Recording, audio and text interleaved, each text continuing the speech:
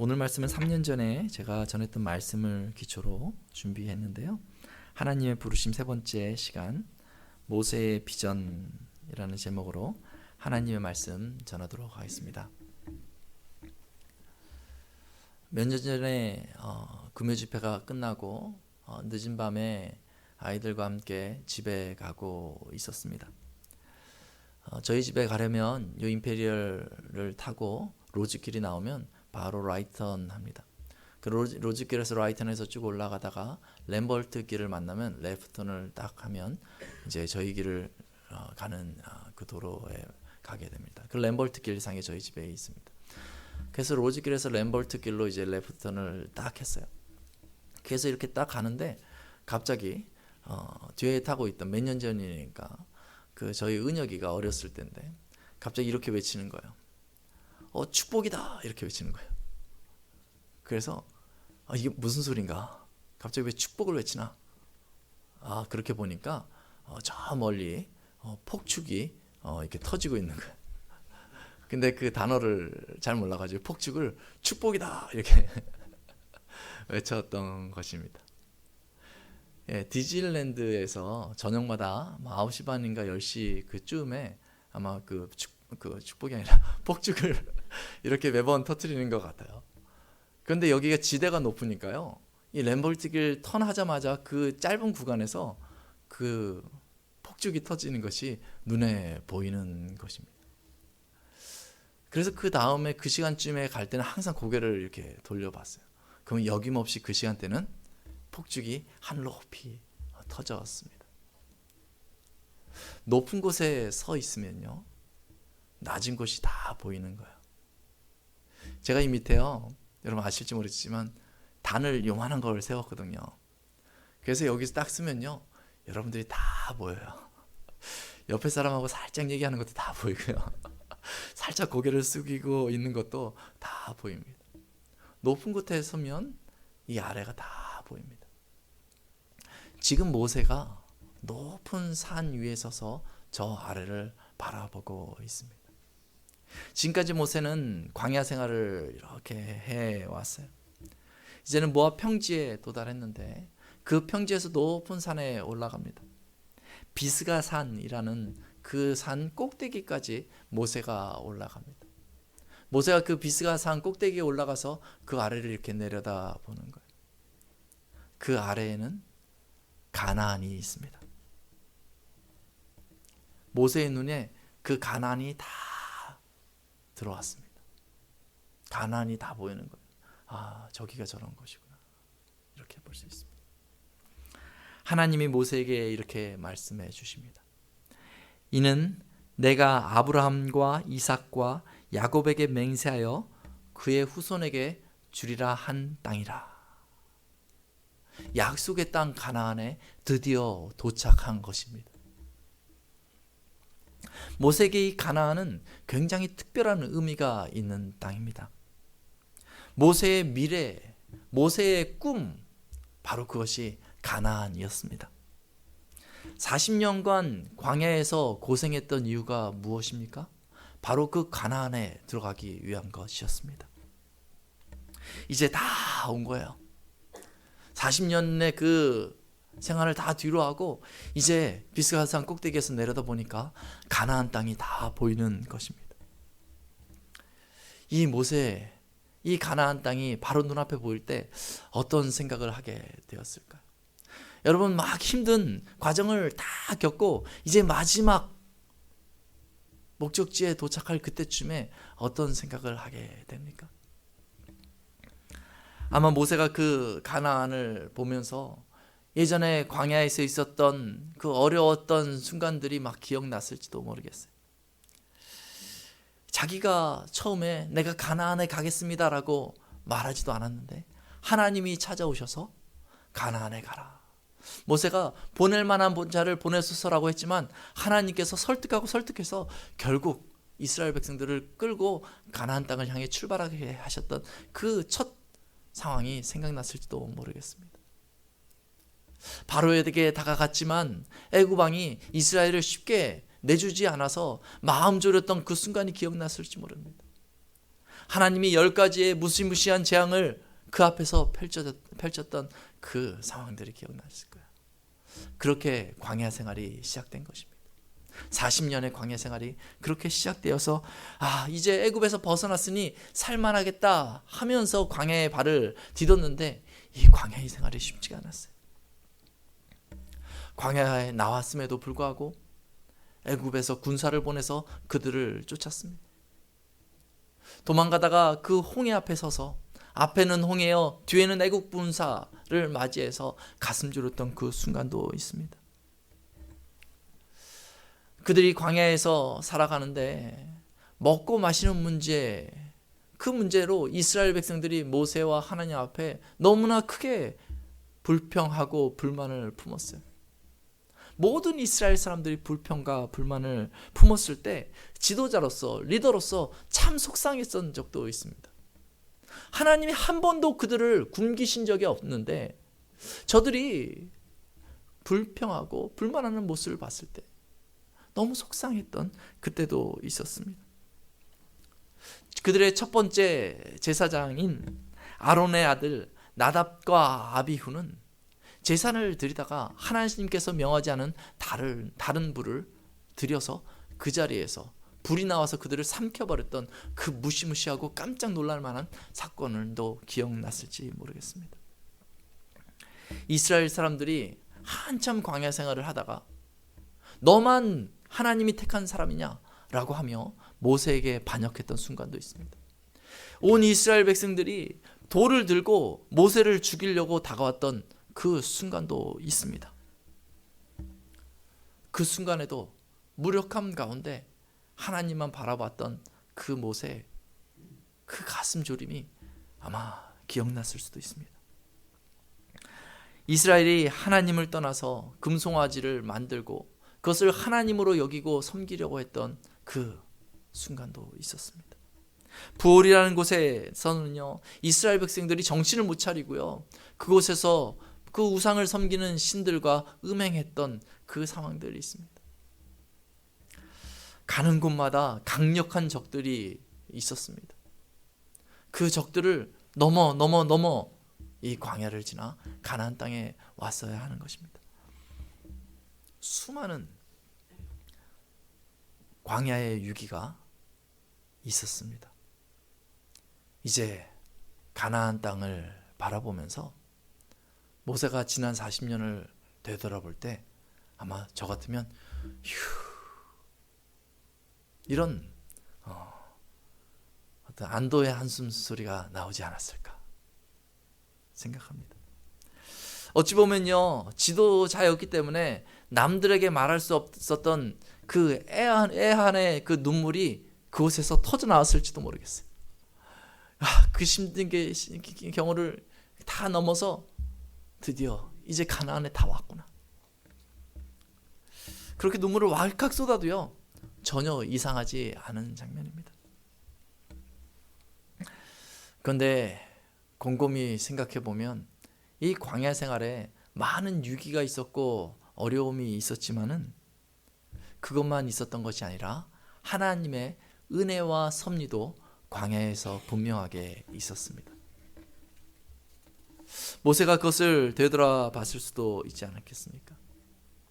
도망치다 홍해를 만났을 때, 그 막다른 골목에 이르렀을 때 하나님께서 놀랍게 그 홍해의 강을 여시고 이스라엘 백성들로 그것을 건너게 했던 그 장면이 생각났을 수 있습니다. 그 강을 건너자마자 홍해가 닫히고 애국 군대가 그 물속에서 죽어서 이스라엘 온 백성이 한마음 되어서 하나님을 찬양했던 그 순간도 있습니다. 그럴 때 얼마나 마음이 뜨거웠던지, 뿐만 아니라 하나님께서 광야의 길을 걸을 때에 지금까지 보도 듣도 못했던 그런 하늘의 음식으로 날마다 이스라엘 백성들을 먹여주셨던 그 은혜가 생각났을 수도 있습니다. 하나님께서 목이 마르면 바위 가운데 물을 내셨던 그때도 생각났을 것입니다. 광야는요, 밤에는 춥고 낮에는 너무너무 더운 그러한 장소입니다. 그런데 하나님께서 이스라엘 백성이 가는 그 길 가운데 그들이 고통당하지 않게 하셨어요. 그래서 밤에는요, 불기둥으로 그들과 함께 하셔서 추위 가운데 있지 않게 하시고, 낮에는 구름 기둥을 예비하셔서 그 더위 가운데 고통당하지 않게 하셨어요. 어느덧 40년의 생활을 하면서 이것이 너무나 익숙해져 가지고 그것은 당연한 거야 라고 생각했을지 모르지만, 되돌아보면 이것이 하나님의 은혜였구나, 하나님의 섭리였구나, 이런 것들을 생각해 볼 수 있는 것입니다. 이 광야의 사막을 지날 때에는 거기에서 뱀과 정갈이 언제든지 이스라엘 백성들을 물어서 죽게 할 수도 있었습니다. 그런데 하나님께서 그것으로부터 이스라엘 백성들을 보호해 주셨던 것입니다. 이스라엘 백성들이 앞에 강한 적들을 만날 때에 아직 유약한 마음이 있어요. 이 종으로 살다가 나온 아직 한 나라로서, 한 민족으로서 그 자리를 잡아본 적이 없기 때문에 이미 정착된 민족을 만나면 두렵고 떨리는 마음이 생길 수밖에 없습니다. 그런데 그 전쟁이 벌어지면 하나님께서 역사하시는 거예요. 아말렉과의 전투에서는 모세가 손을 들면 이기고 손을 내리면 지는 그런 역사를 하나님께서 행하셨어요. 그래서 모세가 그 팔을 들고 이스라엘의 승리를 결국 보게 되었습니다. 도망자의 신분으로 출발해서 우왕좌왕했던 이스라엘 백성들이 40년의 광야의 생활을 통하여서 한 민족이 되어지고, 이제는 조직이 갖추어지고, 이제는 한 나라로서의 자긍심이 생겼던 것들을 되돌아보면 생각해 볼 수 있습니다. 힘든 때도 있었지만 그 힘든 과정을 통해서 하나님이 은혜 주시고, 하나님의 은혜 주심을 통하여서 자라게 하셨던 그 하나님의 손길과 섭리 가운데 감사할 수밖에 없습니다. 결국 이 광야에서 망하지 않고 가나안 땅을 바라보게 되었으니 얼마나 그 마음이 흐뭇하고 기대가 되고 힘이 나겠습니까? 이런저런 지나온 시간을 다 생각하고 나면 이제 앞이 보이는 거예요. 눈에 보이는 저 가나안 땅, 과거에 이런저런 있었던 일은 다 잊어버리고 이제 그것이 중요한 것이 아니라 이제 준비되어서 이 가나안 땅에 들어가게 되었으니 이제 힘을 내어서 저곳으로 내려가자. 이제 마지막 목적지인 저곳에 정착하자. 이제 다 되었다. 그렇게 생각하면요, 그때부터 마음에 막 기대가 되고요, 그때부터 뭔가 빨리 가고 싶은 거예요. 이 목적지가 발견되면요, 그때부터 힘이 나는 겁니다. 저기까지만 이제 거의 다 왔다. 그러면서 빨리 가고 싶은 마음이 우리 안에 생기지 않겠습니까? 그런데 지금까지 모세를 지도자로 40년 동안 변함없이 이스라엘을 이끌고 오게 하셨던 그 하나님이 이제 비스간 산 꼭대기에서 그 가나안 땅을 바라보게 하시더니 그 앞에서 모세에게 기가 막힌 말씀을 하십니다. 4절에 보니까 이렇게 말하고 있습니다. 내가 내 눈으로 보게 하였거니와. 여기까지 좋았어요. 그런데 너는 그리로 건너가지 못하리라. 아니, 미디안 이 광야에 있던 모세에게 비전을 주셨던 분이 하나님이세요. 가나안까지 가라, 이스라엘 백성들 데리고 가라, 그 안으로 들어가라라고 말씀하셨던 분이 하나님이세요. 수고했다고 하나님이 막 상을 지금 막 주셔야 될 그런 타이밍 아니에요? 그런데 모세에게 그 가나안 땅까지도 보여주시더니 그 다음에 기가 막히게 너는 거기에 들어갈 수 없다 라고 말씀하시는 거예요. 이 이야기를 들으면 얼마나 기가 막혀요. 얼마나 마음이 속상해요. 다 이제 이룬 것 같은데 더 갈 수 없다니, 그것도 나만 갈 수 없다니 얼마나 억울해요. 내가 그렇게 수고했는데. 5절과 6절 말씀에 이렇게 얘기하고 있습니다. 같이 읽도록 하겠습니다. 이에 여호와의 종 모세가 여호와의 말씀대로 모압 땅에서 죽어 벳부얼 맞은편 모압 땅에 있는 골짜기에 장사되었고 오늘까지 그의 묻힌 곳을 아는 자가 없느니라.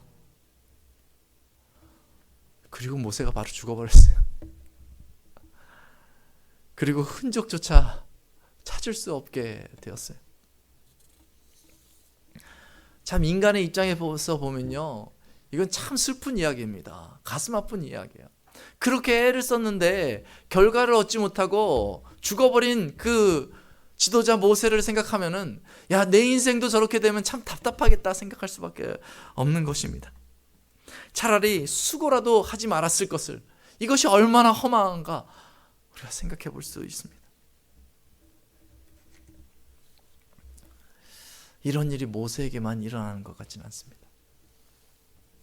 이 땅에서 우리도 예수 그리스도를 마음에 영접하고 이제 구원의 확신을 가졌을 때 하나님께서 그 상태에서 그냥 내버려 두시는 것이 아니라 우리 마음에 소명을 주십니다.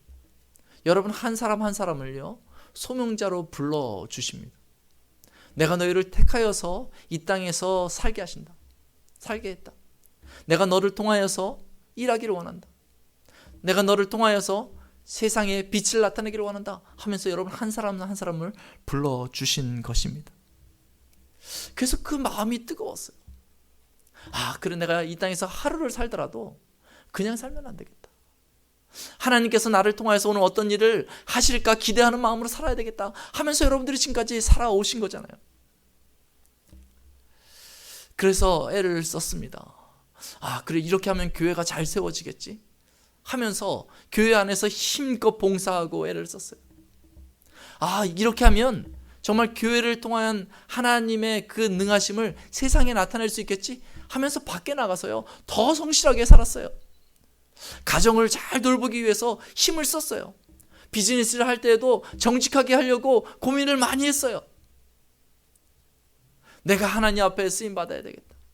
하나님의 영광을 드러내는 사람이 되어야 되겠다. 그러면서 세월을 보내며 지금까지 걸어온 것입니다.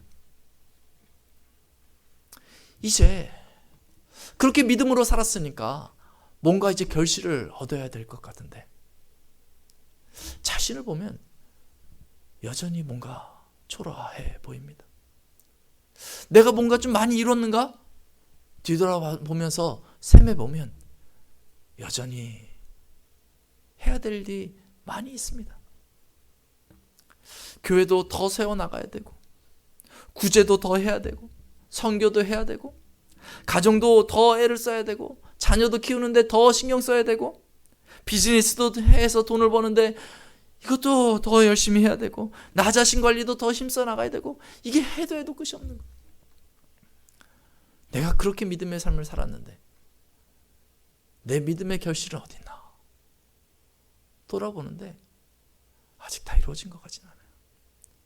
어려운 순간들을 이겨내고 하나님께서 개입하신 그 순간들이 분명히 있었다는 것을 확인할 수 있는데 아직 만족스럽지가 않아요. 이 교회를 통하여서 세상에 그 부패한 곳이 깨끗해지고 회복되어져야 되는데 여전히 이 세상을 보면 실망스러워요. 예수 믿고 하나님 앞에 크게 쓰임받기를 원하는데 여전히 부족한 자신을 보면서 내가 모세처럼 애는 썼는데 가나안 땅 들어가지 못한 그 모습으로 지금 하나님 앞에 나아가고 있지 않을까. 하나님이 이대로 나를 데려가 버리시면 내가 하나님 앞에서 자랑할 것 하나 없이 고개 숙이고 갈 수밖에 없지 않을까 하면서 고개 떨굴 수도 있습니다. 힘은 점점 없어지고 이제는 능력도 없어지고 점점 늙어가고 교회는 어떻게 될까? 나 떠나면 이 세상은 어떻게 될까? 나 떠나면 우리 가정은 어떻게 될까? 이렇게 생각할 때 우리 마음에 좌절감이 생길 수도 있습니다. 우리 안에 원망도 약간 생길 수도 있습니다. 하나님, 그렇게 내가 애를 썼는데 이게 뭡니까? 허전하고 허망하다 말할지도 모르겠습니다. 120살까지 살았던 모세, 120살이 되어서 인생의 마지막 그 순간이 되었는데도 눈이 흐리지 않고 기력이 쇠하지 않았던 그 모세가 이곳에서 죽습니다. 가나안 땅에 들어가지 못하고 죽어버린 이 모세. 가나안 땅에 들어가는 것이 모세의 인생의 비전이었다는 것을 생각해 보고 모세를 평가한다면 모세의 인생은 실패했다라고 저희는 평가해야 할지도 모릅니다. 오늘 본문 중반부 이후에는 그 모세의 생애에 대한 에필로그가 나옵니다. 거기에 아마 이렇게 기록할 수도 있지 않았을까 싶습니다. 꽤나 애를 썼지만 결국 가나안에 못 들어가고 그 앞에서 죽은 지도자 모세. 이렇게도 저희가 기록해 볼 수 있지 않겠어요? 꽤나 있었지만 안 됐다. 우리의 신앙의 생활을 이렇게 평가한다면 참 가슴 아프지 않겠어요? 그러나 오늘 말씀을 보면요, 하나님은 이 모세를 그렇게 평가하고 있지 않습니다. 오늘 10절부터 12절 말씀 같이 한 목소리로 봉독해 보도록 하겠습니다. 시작. 그 후에는 이스라엘에 모세와 같은 선지자가 일어나지 못하였나니 모세는 여호와께서 대면하여 아시던 자요, 여호와께서 그를 애굽 땅에 보내사 바로와 그의 모든 신하와 그의 온 땅의 모든 이적과 기사와 모든 큰 권능과 위엄을 행하게 하심에 온 이스라엘의 목전에서 그것을 행한 자이더라. 아멘. 하나님은 모세의 인생에 대해서 모세와 같은 선지자가 일어나지 못했다라고 선언하시고 모세는 여호와를 대면하여 보았던 자다라고 이야기해 주고 있습니다. 여기에 보면 모세가 가나안 땅에 들어갔는지 들어가지 못했는지에 대한 그 이야기가 전혀 없습니다. 하나님께서 모세에게 주신 그 비전은 분명히 가나안 땅 들어가는 거였는데 하나님께서 모세를 평가할 때는 가나안 땅에 들어갔는지 들어가지 않았는지에 대한 평가가 없습니다. 하나님께서 모세를 평가하는 그 기준 한 가지는 바로 하나님을 대면하여 보고 하나님과 동행했는가라는 것입니다. 하나님은 결과보다요, 그 과정에서 모세의 태도를 기억하시는 것입니다. 하나님께서 원하셨던 것은 바로 그것입니다. 하나님의 구원 역사를 위하여서 이스라엘 백성들을 이끌어내고 가나안까지 가는 그 과정에 모세를 사용하였지만 모세 한 사람과 1대1로 하나님이 섰을 때는 너가 나를 바라보느냐, 너가 나의 택함받은 사람이냐, 이것이 바로 평가의 기준이라는 것입니다. 하나님은 모세를 계속해서 찾아가셨습니다. 미디안 광야에 있던 모세를 하나님이 직접 찾아가서 불러주셨습니다. 하나님이 이 광야의 사건마다 모세에게 말씀해 주셨습니다. 심지어요, 모세가 구스 여자를 취하여 결혼했을 때 그 형제들이 모세를 비난하는 그 순간에도 하나님께서 모세를 품으십니다. 모세의 온유함이 이 땅의 이 지면의 모든 사람보다 승하다라고 얘기하면서 모세를 오히려 감싸 주십니다. 이 출애굽기부터 여러분 레위기, 민수기, 신명기를 계속해서 읽어보십시오. 그곳에 나타나는 하나님을 보시고 하나님이 말씀하시는 그 장면을 보십시오. 이 하나님이 누구에게 말씀하고 있습니까? 분명하게 모세에게 얘기합니다. 하나님이 많은 이스라엘 사람들이 있었지만 그 어느 누구와도 대화하지 않으십니다. 하나님은 모세 한 사람에게만 말씀하십니다. 모세는 특권을 가지고 있었어요. 하나님은 부름 받은, 하나님이 부르신 그 사람과 대화하시는 것입니다. 모세는 자기를 부르신 그 하나님이 다가오심을 알고 그것이 얼마나 자기에게 중요한 것인가를 깨닫고 있었던 사람이에요. 이 광야의 삶의 그 핵심을 분명히 알고 있었던 사람입니다. 여러 가지 상황들과 현상들과 이적들과 많은 것들이 있지만 모세의 눈에는 하나님이 보였던 거예요. 그래서 순간순간 어려운 때에 하나님을 찾습니다. 출애굽기 33장에 보면 이런 모세의 마음을 분명히 알 수 있습니다. 이스라엘 백성들이 하나님께 크게 범죄했을 때 하나님이 모세에게 이렇게 해요. 이 말씀하세요. 그래, 이스라엘 백성들을 데리고 가나안 땅에 가라. 능히 그들이 가나안 땅에 갈 것이다. 그러나 나는 가지 않겠다. 하나님이 이렇게 말씀하세요. 가나안 땅에 가는 게 목적이잖아요. 그래서 가라, 능히 갈 수 있다. 그런데 나는 가지 않겠다. 일중심의 사람은요, 아 그래요? 그럼 하나님 가는 길은 보장하시는 거죠? 뭐 하나님은 계세요, 우린 갑니다 하고 그냥 막 달려갔을 거예요. 그런데 모세는 그 하나님 앞에서 하나님이 가지 않으시면 우리 주 가지 않겠습니다 라고 고백합니다. 하나님이 가지 않으면 우리가 가나안 땅에 가는 것이 의미가 없다. 그 사실을 알고 있었던 사람이 바로 모세입니다. 하나님께서 모세에게 다가오셔서 모세에게 비전을 주셨는데, 이 비전의 궁극적인 측면에서는 모세가 하나님 앞에 나아가길 원하는 것이 바로 하나님의 비전이었습니다. 하나님의 부르심을 받고 가나안 땅을 향해서 나아가고 있었던 모세이지만, 궁극적으로 모세의 비전은 바로 그 순간순간 하나님을 만나는 것이었습니다. 그래서 이 에필로그에서 그의 삶을 총체적으로 정리하면서 모세는 여호와께서 대면한 자임으로 라고 기록하고 있는 것입니다. 모세와 같은 선지자가 이후로 나지 않았다라고 얘기하는 이유가 거기에 있습니다. 모세가 가나안 땅에 들어가지 못했지만 그럼에도 불구하고 이 모세의 가치가 얼마나 위대한 것인가 하나님이 높여주고 있는 것입니다.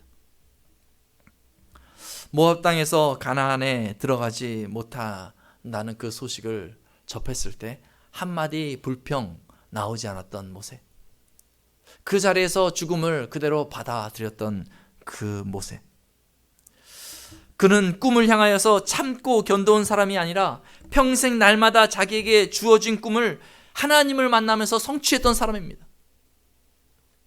그래서 시편 90편에 모세가 다음과 같이 고백합니다. 주여, 주는 대대에 우리의 거처가 되셨나이다. 하나님이 계신 곳이 나의 갈 곳입니다. 하나님은 모세를 부르신 것 같이 여러분들을 부르셨습니다. 하나님이 원하시는 것 한 가지는 오늘 이 시간 여러분을 만나기 원하시는 것입니다. 하나님은 약속하신 대로 우리에게 성경을 주시고 오늘 여러분들에게 계속해서 말씀하여 주십니다. 이제 모세와 같이 인생의 그 핵심을 알고 여러분들이 하나님 앞에 고개를 들고 반응해야 합니다. 하나님을 만나기를 원합니다. 그것이 내 인생의 꿈입니다. 요한복음 17장에 보면 이렇게 말하고 있습니다. 영생은 유일하신 참 하나님과 그의 보내신 자 예수 그리스도를 아는 것입니다. 영생은 저 먼 미래에 있을 것이 아니라는 것입니다. 만약 여러분들이 오늘 나를 부르신 그 하나님을 알고 나를 구속하신 그 예수 그리스도를 알 때에 그 영생은 멀리 있는 것이 아니라 바로 오늘이 바로 그 영생의 순간이 되고 만다는 것입니다. 영생을 이 순간 미리 맛보고 영생의 기쁨을 오늘 누릴 수 있다는 것입니다. 동행하시는 그 하나님을 대면하여 볼 때, 이제 이 광야 같은 삶 가운데 여러분 무엇을 향해 나아가시겠습니까? 여러분들에게 주어지는 많은 소명과 일들이 있습니다. 그것을 성취해 나가야 됩니다. 그러나 그 일이 성취되는 것에 만족하지 마십시오. 그 일 가운데 만나는 하나님을 통해 만족하여야 합니다. 포인트를 정확히 알고 하나님이 주신 특권을 누리시기 바랍니다. 오늘날에도 많은 사람들이 하나님을 만날 수가 없습니다. 만나고자 하여도 들을 수 없습니다. 그러나 여러분 한 사람 한 사람에게 하나님이 오늘도 말씀하고 계십니다. 나와 교제하자. 내가 너를 대면하여 보기를 원한다. 내가 예수 그리스도를 너에게 보낸 그 이유가 바로 여기 있다. 예수 그리스도를 통하여서 나에게 나오라. 여러분들의 모든 삶의 상황이 다 다른 줄로 압니다. 경제적인 상황과 가정에서의 상황과 관계와 그 모든 상황들 얼마나 바삐 돌아가는지 저도 잘 알지 못합니다. 그러나 하나님께서 그 상황을 여러분들에게 허락하시면 그 상황 가운데 만나기를 원하시는 것입니다. 매일마다 그 하나님 앞에 무릎 꿇고 나아가십시오.